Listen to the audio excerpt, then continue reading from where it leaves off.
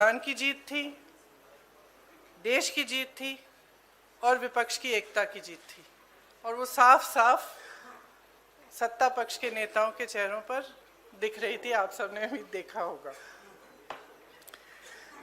देखिए, गृह मंत्री जी और प्रधानमंत्री जी का भाषण सुन रही थी।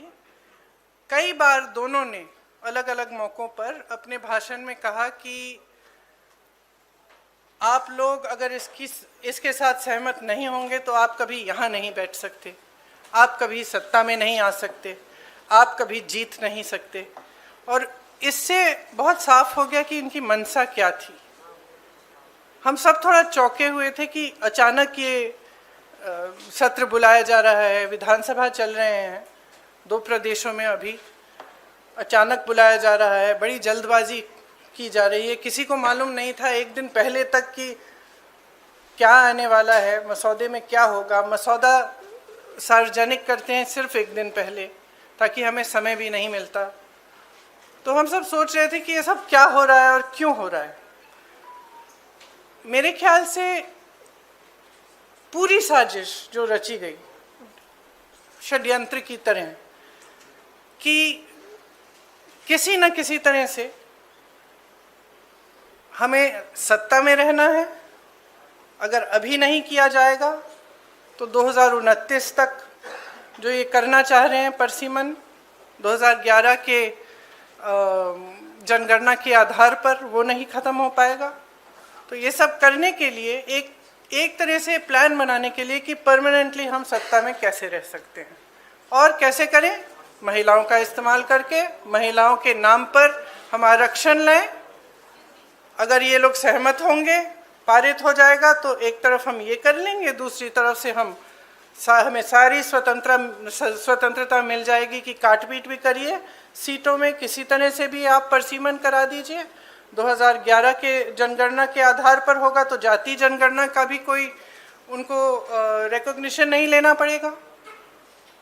तो ये साफ है कि उन्होंने सोचा चलो पारित हो जाएगा तो जीत, पारित नहीं होगा तो हम हर नेता के सामने बाकी पार्टियों को महिला विरोधी कहकर महिलाओं के मसीहा बन जाएंगे। तो आप महिला हैं, हम जानती हैं कि महिलाओं का मसीहा बनना इतना आसान नहीं है, करके दिखाना पड़ता है।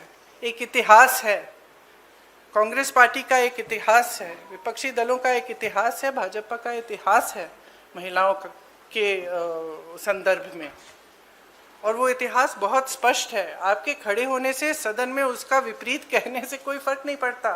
महिलाएं देख रही हैं, उन्नाव को देखा, हाथरस को देखा, ओलंपिक की खिलाड़ियों को देखा, यहीं दिल्ली में सड़क पर बैठी थी, किसने पूछा उनको? मणिपुर में महिलाओं को देखा, किसने पूछा? और आज आप संसद में खड़े होकर कह रहे हैं हम मसीहा बनना चाहते हैं महिलाओं के। तो ये बहुत स्पष्ट है कि ये महिला आरक्षण बिल की बात नहीं थी, ये परसीमन की बात थी। और परसीमन इनको इस आधार पर करना था जिसमें इन्हें जाति के आंकड़े नहीं देखने की ज़रूरत होती और अपनी मनमानी करने की पूरी स्वतंत्रता मिलती। तो ये बिल्कुल मुमकिन ही नहीं था कि विपक्ष उनका साथ दे। और मैं बहुत खुश हूँ कि आप सबने, देश ने देखा कि जब विपक्ष एकजुट हो जाता है तो किस तरह से इनको हराया जाता है। किसी ने मुझे पूछा आते हुए कि ब्लैक डे है, आप ये सरकार कह रहे हैं कि ब्लैक डे है। ब्लैक डे इनके लिए इसलिए है क्योंकि पहली बार इनको धक्का लगा जो लगना चाहिए था। आज की महिलाओं की समस्याएं बहुत ज़्यादा बढ़ रही हैं, संघर्ष बढ़ रहा है। बेवकूफ़ नहीं है महिलाएं, सब कुछ देख रही हैं। वो पीआर, मीडियाबाजी वो अब नहीं चलेगी। कुछ ठोस करना है तो आप 2023 में जो सर्वसहमति से जो विधेयक पास हुआ था, पारित हुआ था, सारे दलों ने उसका समर्थन किया था, उसको लाइए। उसमें अगर कुछ एकाध संशोधन करना है छोटा, ताकि वो अभी लागू हो सकता है, करिए और उसको अभी लागू करिए। महिलाओं को हक दीजिए, अभी दीजिए, लेकिन उसको आप घुमाकर और दूसरी चीज़ों के साथ उसको अटैच करके आप गुमराह करने की कोशिश मत करिए। सीधी सी बात है, इसको अभी करिए, हम सब तैयार हैं। अब आप पूछिए। मेरा सवाल आपसे बाद मेरा सवाल आपसे ये है कि जब ये बिल गिरा उसके बाद लगातार सरकार की तरफ से कहा जा रहा है कि राहुल गांधी ने फ्लोर ऑफ द हाउस में बोला कि बिल पास करना है तो मौजूदा परिस्थिति में 1 सेकंड में आप मौजूदा सीट पर पास कर दीजिए 543 पे। तो क्या विपक्ष उसके लिए तैयार होगा? अभी कि तो जो मैंने आपने बोला जो 2023 वाला बिल है, पर अगर मौजूदा सीट 543 है, वही तो है। 2023 का जो विधेयक है उसमें ये था कि इन्हीं सीटों में से आप 33% महिलाओं को देंगे। मैम उसमें लिखा था कि सेंसस के बाद डिलिमिटेशन होगा और उसके बाद तय की जाएगी, जो भी सीट होंगी उस पे 1/3 मिलेगा। तो यानी कि सीटें बढ़ती, पर नहीं, 543 में से ही था। तो उसके लिए आप लोग तैयार हैं? हाँ, बिल्कुल तैयार है। जी प्रियंका जी, दो दिनों तक हमने बहस देखी और अब क्रेडिट उधर से भी क्लेम किया जा रहा है, आप लोग भी दावा कर रहे हैं। नहीं, हम क्रेडिट का दावा नहीं कर रहे हैं। हम आपको इतिहास के बारे में बता रहे हैं। कांग्रेस पार्टी ने 1928 में शुरू की ये बात, और कांग्रेस पार्टी की ही ये बात थी जिस वजह से आज आज़ादी के पहले दिन से महिलाओं को भारत में वोट डालने का मौका मिला और अधिकार मिला। तो मैम सवाल यह था कि बीजेपी और एनडीए पूरे देश में अभियान चलाने जा रही है। आपने देखा कि कल शाम को प्रदर्शन हुए, देश भर में प्रदर्शन हमने देखा बीजेपी की तरफ से, और ये दिखाने की कोशिश है कि महिला विरोधी है कांग्रेस और इंडिया अलायंस। इसकी काट में आप लोगों की तरफ से क्या कोई अभियान चला जाएगा? क्या रणनीति होगी कांग्रेस की और इंडिया अलायंस की इसकी काट के लिए? जो बात आप कह रही है वो देश के आम लोगों तक कैसे ले जाएंगे? देखिए, जैसे मैंने कहा, देश की जनता जो है उसमें बहुत ही ज़्यादा विवेक है। अगर इनको अभियान करना है पूरे देश भर में, खुलकर करें। लेकिन आज देश उस परिस्थिति में नहीं है जो 12 साल पहले था, और शायद कभी कभी ये होता है कि जब सत्ता बढ़ जाती है लोग सच्चाई नहीं बताते हैं नेताओं को। तो इस पूरे ये जो पूरा पिछले 2-3 दिनों में हुआ, इससे कुछ हद तक ये भी दिख रहा है कि ये समझ नहीं पा रहे हैं कि आज भारत बदल गया है। भारत की जनता देख रही है, समझ रही है कि मीडियाबाजी, पीआर बाजी, ये बड़े बड़े अभियान, इतना सारा पैसा डाला जाता है इसमें, ये चल नहीं रहा है। ये अब चल नहीं रहा है। कल बार बार अमित शाह जी कह रहे थे, आदरणीय अमित शाह जी कह रहे थे कि हमारी बातों पर भरोसा करिए। कोई भरोसा नहीं कर रहा है। असली पॉइंट तो ये है कि जनता का भरोसा उठ रहा है। तो आप जब कुछ कह रहे हैं तो उसको फेस वैल्यू पे जनता आज नहीं दे रही है। प्रियंका जी, कल जो कुछ हुआ उसके बाद जो बीजेपी कह रही है कि they will launch a country-wide campaign to dub the entire opposition, including the Congress, as anti-women. और जैसे आपने अमित शाह जी की बात करी, तो अमित शाह जी ने आपकी राजनीतिक सूझबूझ की भी बहुत तारीफ करी कल लोकसभा में। तो what would be your advice or the campaign, the Congress plan to counter this campaign? See, I think it's very, very clear. We are saying very, very clearly, and we will say this from every platform, we will say this in every state, not just the Congress party, but every party of the India Alliance will say it very, very clearly. Bring that 2023 legislation which was passed, make whatever change you want to get it done by 2029, we will fully support it. We will say this again and again, all over the country. And the other point that I was making in Hindi earlier was that things have changed for this government. It's very visible from their actions. Firstly, they are under a lot of international pressure. It's very, very clear. A lot of the actions they are taking, I don't think, as my brother has said multiple times, any Indian Prime Minister would have accepted the terms of the deal that they have done with the US unless there was massive pressure. He is obviously under massive pressure. It is very obvious. So public is seeing this. The public continues to suffer with multiple problems. The price of gas, price of fruit, vegetables, everything has gone up, and especially the burden of this is on the shoulders of women. And it's across class, across caste. It does not matter whether you're a rich woman, poor woman, whether you live in an urban center, whether you live in the villages. Your problems are increasing. And there is nothing coming from the government to resolve them. so the public can see it, so they can take their Mahila Morcha in front of whoever's house they want. They can make as much tamasha as they want. This country has now awakened to the fact that they do not stand by their words, they cannot be trusted, and certainly women cannot trust them, because we have seen their attitude and their behavior on multiple occasions. So I think it's very clear, they can do what they like. The public is seeing everything very, very clearly. And the chronology of their, the chronology of the last few days, the way they have brought this bill, the things they have attached to it, the delimitation, the 2011 census, it's very clear. They knew this bill is not going to be able to be passed. They just wanted the political credit. Simple as that. Priyanka ji, कई सवाल हैं आपके पास, वक्त है ना? हाँ, सिद्धार्थ। पति का जन्मदिन है तो थोड़ा शॉर्ट रखिए। मैम ये सवाल ये है, मैम सवाल ये है, मैम सवाल ये है, यहाँ पे विमेंस कर लेते हैं। Okay, after this one. Ma'am सवाल ये है कि आप लोग कह रहे थे कि ये वुमेन रिजर्वेशन बिल सिर्फ एक ढाल है, पीछे से एक मंसूबा डिलिमिटेशन पास कराना है। अभी भी डिलिमिटेशन बिल के लिए कल जब जो मंत्री किरण रिजिजू है उन्होंने कहा कि बाकी दो बिल अब मैटर नहीं करता है, इसको हम बाद में पुटअप करेंगे। डिलिमिटेशन की मैं बात कर रहा हूँ, उस पे आप लोग कैसे आगे इसको चीज रखेंगे? हमारा स्टैंड बहुत क्लियर है, पूरे अलायंस ने अपना स्टैंड बहुत क्लियर किया है, और इस वोट से और भी स्पष्ट हुआ है कि हमारी मानसिकता में, हम मतलब मानसिकता नहीं, हमारी समझ में ये जो बिल लाया गया और ये जो 3 दिनों की चर्चा चली, ये महिला आरक्षण की नहीं थी, ये परसिमन पर ही थी, और इस पर हमने सब ने अपने विचार बहुत स्पष्टता से व्यक्त कर लिए हैं। अरे यू सेड टू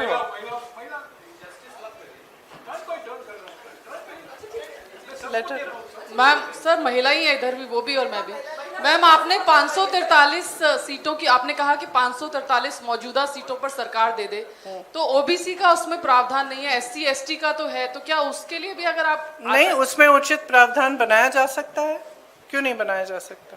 और दूसरा मैम सरकार के नैरेटिव को काउंटर करने के लिए, क्योंकि सरकार कह रही है कि हम सड़क पर जाएंगे, संसद से सड़क तक की लड़ाई लड़ेंगे, तो क्या कांग्रेस का भी कोई ऐसा थॉट प्रोसेस है कि हम भी सड़क पर जाएं, और अगर जाएंगे तो क्या कोई रूपरेखा? देखिए, इन्होंने ये पूरा प्लान पहले से बनाया था, शायद ये भी इस प्लान का हिस्सा था। हम अभी कल हमने इनको डिफीट किया है पार्लियामेंट में, हम आज बैठ के हम भी सोचेंगे कि हमें क्या करना है, और जरूर करेंगे कुछ। हाँ, प्रियंका जी, सरकार कह रही है कि आप महिला विरोधी हैं, आप कह रहे हैं कि 543 सीटों पर 543 सीटों पर 33%। मैंने तो लड़की हूँ, लड़ सकती हूँ, किया 40% महिलाओं को उत्तर प्रदेश में लड़ाया, वो अलग बात है कि एक ही जीती उसमें से, वो अलग बात है, लेकिन एक निजाम आपने सेट किया। लेकिन यही सवाल था मेरा कि लड़ाई अपनी जगह है, क्या देश की सबसे पुरानी पार्टी ये कानून लागू हो या ना हो, सबसे पहले ये कर सकती है, ये ऐलान कर सकती है कांग्रेस की आने वाले चुनाव में हम बिना कानून के आए हुए 33% आरक्षण महिलाओं को दे देंगे? देखिए, हमारी आशा ये है कि आने वाले चुनाव में वैसे भी 33% महिलाएं चुनाव लड़ेंगी, और हम कह रहे हैं बार बार, विधेयक लाइए, दोबारा से लाइए, हम उसको पास करेंगे, पारित करेंगे आपके साथ। Today the opposition is planning to write a letter to Prime Minister Narendra Modi for the implementation of this bill. But are you also going to mention about the OBC quota, because already for SC/ST there is a provision which has been passed. Obviously. And for Muslim reservation also it was being demanded by the Samajwadi Party. Are you also going to support that in this particular letter? Look, the OBC quota, I think almost every speaker from the opposition has referred to it. We are all saying that if there are women's reservations, just like there will be 1/3 reservations in the ST and the SC, there has to be a OBC reservation which is commensurate to the number. That's it. We're saying it again and again. Priyanka ji पूछ रहे हैं, कुछ पूछ रहे हैं। प्रियंका जी, मेरा नाम, एक मिनट, इन्होंने शुरू कर लिया था जी। प्रियंका जी, मेरा नाम पूनम है और मैं अमर उजाला जीत से गई। हूँ। प्रियंका जी, मेरा सवाल ये है कि परिसीमन 2026 तक फ्रीज था, अब वो परिसीमन खुला है। आपने कल कहा कि महिला संशोधन विधेयक इसलिए नहीं लाया गया कि परिसीमन मनमाना था, अब परिसीमन होना है, तो कांग्रेस की दृष्टि में वो परिसीमन किस प्रारूप में होना चाहिए और उसके लिए क्या कुछ कांग्रेस की मांग रहेगी? हमने बार बार कहा है कि परिसीमन परिसीमन से पहले जातीय जनगणना होनी चाहिए, उसके आधार पर होना चाहिए। देखिए, ये परिसीमन आयोग बनाना चाहते हैं जिसमें ये 3 जने अपने लगाएंगे, जैसे इन्होंने बाकी सारे आयोग बनाए हैं और सबको कैप्चर किया है।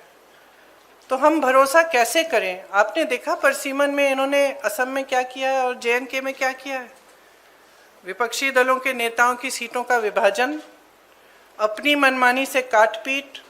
JNK में कुछ सीट ऐसी हैं जहां एक जगह एक हिस्सा इधर है, एक हिस्सा उधर है, सिर्फ अपनी सत्ता बनाए रखने के लिए। कौन भरोसा कर सकता है?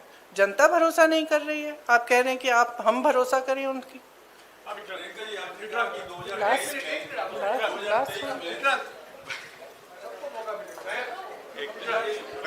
प्रियंका जी, जिस तरीके से 1971 में इंदिरा गांधी जी ने सोचा था कि दक्षिण भारत उत्तर भारत में डिवाइड ना हो, इसलिए सीटें उन्होंने उतनी ही रखी। इवन 2001 में अटल बिहारी वाजपेयी ने भी यही सोचा कि दक्षिण भारत उत्तर भारत के बीच में डिवाइड ना हो, उन्होंने भी फ्रीज रखा। तो क्या आप सरकार से डिमांड करेंगे कि सीटें वो 543 ही रखे, आगे ना बढ़ाए, जैसा कि इंदिरा जी ने और अटल जी ने कहा? देखिए, जैसे इंदिरा जी और अटल जी ने कहा और किया, उस पे फ्रीज की वजह थी। हम ये सिंपल बात कह रहे हैं कि ये जो आप प्रोपोर्शन को बदलना चाहते हैं, ये जो आप कुछ प्रदेशों का वज़न बढ़ाना चाहते हैं, जो छोटे प्रदेश हैं, जो साउथ के प्रदेश हैं, ये कहें कुछ भी, हम इनकी बातों पर भरोसा नहीं कर सकते।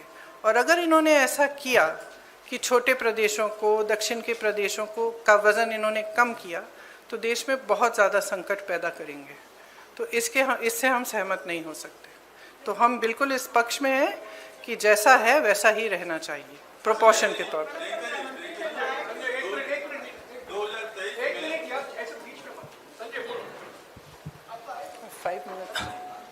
प्रियंका जी, आपने कहा और विपक्ष लगातार कहता रहा है कि लोकतंत्र जो है वो खतरे में है। आपको नहीं लगता? मैं आपसे सवाल कर रहा हूं कि 2 साल पहले विपक्ष की एकता दिखी थी संसद में, और 2 साल के बाद वो लगातार डवाडोल दिखी, इस बार फिर दिखी है। तो क्या आपको नहीं लगता है कि विपक्ष को भी अपनी एक जिम्मेदारी निभानी होगी कि ये जो डवाडोल रहती है उनकी स्थिति, एक मंच पे आते हैं एक वक्त में और फिर वो अपने अपने अंतर विरोधों में जो है वो फंस जाते हैं। तो क्या ये अंतर विरोध से उभरने का ये डिफाइनिंग मोमेंट माना जाए? सबसे पहले तो मुझे लगता है कि इसको ऐसा माना जाना चाहिए। दूसरा, देखिए, विपक्ष जो है उसमें बहुत सारे दल हैं, कुछ प्रदेश हैं जिसमें हम एक दूसरे से के खिलाफ भी चुनाव लड़ते हैं, लेकिन अगर आपने देखा होगा जब ज़रूरत पड़ती है तो हमारी एकजुटता पे कोई उंगली नहीं उठा सकता। कल आपने देखा हमारी एकजुटता कितनी मजबूत है। तो मैं इससे सहमत नहीं हो सकती कि डवाडोल है हमारी एकता। Answered, but related to this only, that do you think for the elections in states or at the center, this unity will be seen in future, as you've just mentioned that this unity has only been able to defeat this government? I think there are certain factors which are coming together at this point in India's history. As I said, one is the international pressure on the government, which is very visible by the actions they are taking, which are not necessarily in the interest of the nation. In fact, many of them are not. There is more stress on people. Prices are rising. Other factors are coming into play. Prices are rising immensely. Difficulties are becoming greater. And I think that at this time, the opposition has shown its unity. It's not just the fact that we are united as an opposition, it is also the fact that there is a mood amongst people They are fed up of lies. They are fed up of all this. I'm sorry to say, but they see through also. I'm sorry to say, but a lot of the sort of media propaganda. They see through that as well. They are looking more towards finding out the truth. And I think the opposition, in the actions that we took yesterday in Parliament, we have stood for the truth, we have stood for the Constitution, we have stood for the nation, and we have stood as one. I think that this is a moment that we should all recognize. We all saw the faces of the bigger leaders of the BJP in Parliament. It was very clear from their expressions that this was a shock to them and that they were defeated for perhaps the first time in these 12 years. I think we should all accept that from now on, we fight harder, we stand together, and hopefully we will be able to push through much more than we did before. Priyanka ji, आपने कहा कि 2023 का जो bill है, उस bill को अगर लाया जाए तो हम उसका समर्थन करेंगे, लेकिन उसमें महिलाओं का सीट कौन सा हो, इसका निर्धारण कैसे होगा? इसकी कोई सलाह है आपके पास? अब ये देखिए, जो निर्धारण करेंगे वही ये अपने आप ये प्रयास करेंगे। अब इसमें मैं सलाह क्या दूंगी उनको? पूछ लीजिए। एक मिनट यार, एक मिनट। मैम, अमित शाह कह रहे हैं कि हम पे भरोसा कीजिए। मोदी जी कह रहे हैं कि मैं ओबीसी और पिछड़े गरीब वर्ग से आता हूं, जब हकीकत है कि देश की आबादी आज भी SC ST OBC बहुत ज्यादा है। ये कह रहे हैं कि ब्लैक डे है। मैं कह रहा हूं, क्या उन महिलाओं के साथ ये धोखा नहीं था जिन महिलाओं को SC ST OBC का रिजर्वेशन नहीं मिलता? क्यों कास्ट सेंसस से बच रहे हैं? वही तो मैं कह रही हूँ, पिछले आधे घंटे से धोखा ही था।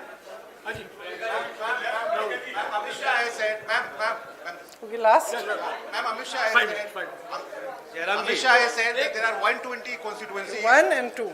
Amit Shah has said there are 120 constituencies that have population of over 25 lakhs. He in fact listed Malkangiri also, that has 48 lakhs people. You may have some reservations about demilitation, but do you not believe that it's the need of the hour, ma'am? Actually, no. Actually, I don't. I believe that that's the way it's being sold. And delimitation of seats of 20, 30, 40 has been done before. But a complete overhaul of Parliament, and that too in the hands of people who tend to have disregard for institutions, who tend to weaken every institution, including the Election Commission.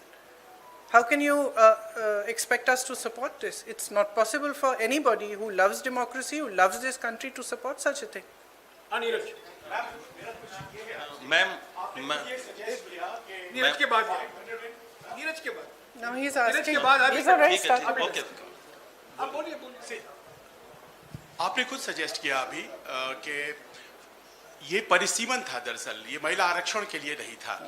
तो ऐसे में अब ये प्रश्न हो जाता है कि सीटों की संख्या को शायद 543 पे लड़ना नहीं चाहते, 850 पे लड़ना चाहते हैं। तो आपको क्या ये लगता है कि they feel jittery about fighting on 543 since आप लोगों ने अचीव कर लिया था 235, which is like इंडिया के पास 235 और उनके पास 240? No, I don't think they're jittery about fighting 543. I think firstly the men are trying to reserve their own seats, right? So that their 5 out of 543, their seats don't go to women. Ma'am. Possible, yes. After all, we are living in a patriarchy.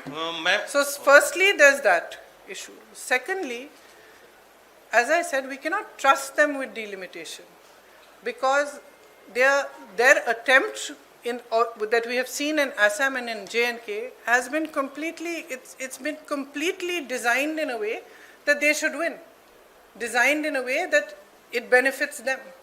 So how can we trust them with that? Ma'am, Neeraj news 18 India से हूँ। कांग्रेस के आकलन में आप लोग को क्या लगता है कि नंबर सरकार के पास नहीं थे, क्योंकि 2/3 बहुमत जरूरी था सदन के अंदर? ऐसे में क्या वजह थी? सरकार का मुख्य मकसद क्या रहा होगा इस बिल को लाने का? मेरे ख्याल से मुख्य मकसद यही था कि हम कुछ ऐसा करें कि हमें महिलाओं के मसीहा बन जाए।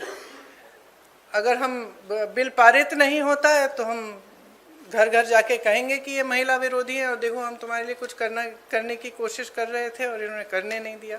अगर पारित हो जाएगा तो वैसे भी हम मसीहा बन जाएंगे। पता नहीं, यही मेरा महिला दिमाग कहता है। मैम, इधर मैम, मैं मोहित दुबे हूँ एबीपी न्यूज से। किधर है आप? अच्छा। मेरा सवाल ये है कि आप लोगों ने कहा कि हम महिला आरक्षण के विरोध में नहीं हैं, परिसीमन के विरोध में हैं, लेकिन वहीं दूसरी ओर भारतीय जनता पार्टी और एनडीए के लोगों ने कहा कि नहीं, महिला विरोधी आप लोग हैं, महिला आरक्षण के विरोधी हैं। सवाल मेरा ये है कि आज आप लोगों ने बैठक की है, बैठक में आप लोगों ने क्या फैसला किया? क्या ये भी फैसला किया कि प्रधानमंत्री नरेंद्र मोदी से मिलकर आप लोग जो है मांग करेंगे कि 543 सीटों में से ही महिला आरक्षण लागू किया जाए? और अगर वो आपकी बात नहीं मानते हैं तो आगे आप लोग क्या करने, क्या राष्ट्रपति से भी मिलने की कोई उम्मीद है? देखिए, आज की बैठक में ऐसा कुछ नहीं तय किया कि किससे मिलेंगे और किससे नहीं मिलेंगे। ये ज़रूर तय हुआ है कि हम सब सहमत हैं कि अगर वो 2023 वाला जो विधेयक है उसको फिर से लाएं, उसको वो पारित हो चुका है, अगर उसको फिर से लाएं, कुछ छोटे मोटे संशोधन कराना चाहते हैं ताकि वो 29 तक वो लागू हो जाए, तो हम पूरी तरह से उनके साथ हैं। ये हम सब कहेंगे, सब एकजुट होकर कहेंगे और हर प्लेटफॉर्म से कहेंगे।